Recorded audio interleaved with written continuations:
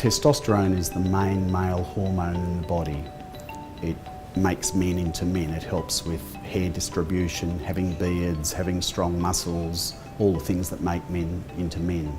Testosterone level goes up at puberty. That's basically what puberty is. It's when testosterone first goes up, and it declines gradually as we get older.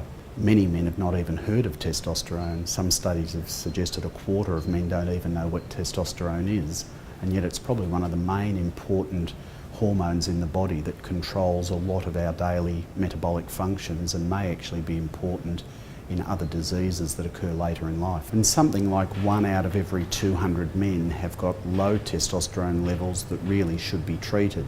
And the reason they should be treated is they cause a variety of symptoms, but we also now understand that a low testosterone is associated with other medical conditions as well.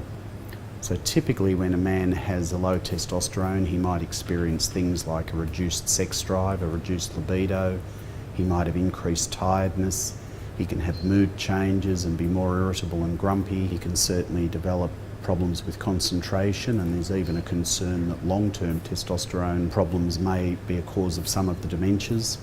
He can lose muscle strength, he can lose bone strength and develop osteoporosis. So low testosterone is not all about sex changes and sex drive changes. There are lots of other important aspects. More so, we now understand that testosterone is important for the body's metabolism in general. So diabetics have better diabetic control if their testosterone is normal. In fact, about a third of diabetic men often will have a low testosterone, particularly if they're obese.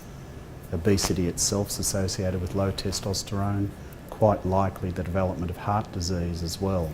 So this is not just about low testosterone losing interest in sex, it's about general day-to-day quality of life and quite possibly more significant conditions. When we think about treating a low testosterone, there is some controversy. Part of that controversy is what is really low. We know the level drops with age, and what do we call normal at certain levels? The current thinking is if a man has symptoms that are worrying him and affecting his lifestyle, or risks from having a low testosterone, and he has a low testosterone on laboratory testing, then he certainly should have testosterone replacement. The difficulty is that some of the testosterone symptoms are vague and could be caused by other things like depression or just getting older. So we really need the combination of symptoms and a measured low testosterone before we treat someone. The treatments we have available range from oral medication, capsules, injectable medication either as an injection every 3 weeks or a depot injection that lasts 3 months. And we also have topical treatment in the form of either skin patches or gels that can be applied to the skin.